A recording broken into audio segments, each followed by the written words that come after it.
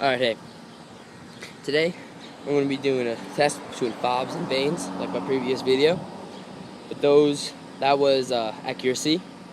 This is going to be accuracy at a distance. That was 20 yards. This is double that. This is 40 yards. Alright, so I'll show you the rangefinder real quick to prove that this is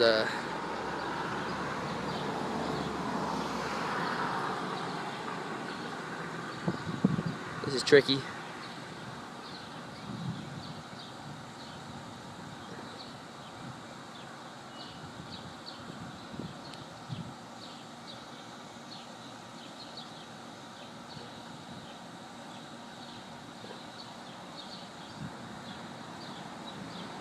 "40 yards.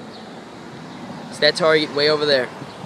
Alright, so I'm going to put the camera down real quick. I'm going to take 2 shots. One with vane, it's a gold tip, 340 with vane tech vanes, and then I got the same arrow with an orange fob and an arrow wrap, orange arrow wrap. Alright, so I'm going to put this camera down real quick, and I'm going to take these shots, and then I'm going to take a walk up to that target, and I'll show you the accuracy and how straight these fobs go in, and how crooked the fletching will go in. Alright, stay tuned. Alright, these are my first 2 shots, no retakes. Let's walk to the target. I aim for the heart, just make that clear before I get up there.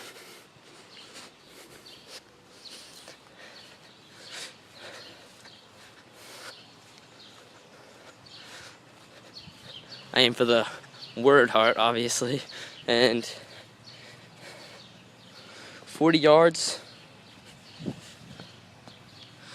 The fob is, just to show you here, the fob is that close to the word heart, and that fletching is about worth that far, about 4 inches. So these fobs definitely shoot a lot more accurate and a lot more dead on. I'm gonna step back here real quick, just about 20, and I'm gonna show you really what these fobs are about. And I'll put this anywhere on this target. I'm gonna pick let's see, maybe I'll pick the heart again. I'll try to place it right inside that center of that heart by the word heart. So let me step back, take that shot. I'm just gonna leave the fletched arrow in. I'm not shooting that shit. I hate them. That's just the one I haven't stripped yet. Pop a fob on. I bought more fobs recently. It's alright, so let me step back, 20. I'm not gonna lie, I'm not gonna show you guys the range at 20 because that's just stupid. I'm not gonna lie about making a 20-yard shot. Hell, you know, I'll step back to 30. Look, see that? There's that tree I was standing at. Let me go 10 yards from that tree, right about here. Let me put this camera down. I'll be right back.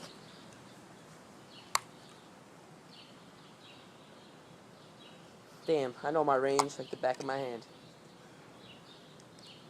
Let me pop this fob.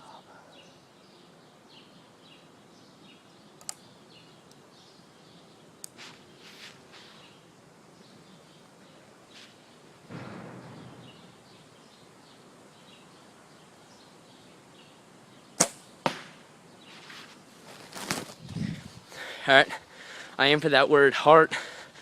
Let's go see how the shot did. I think it did pretty good. Shot a little high.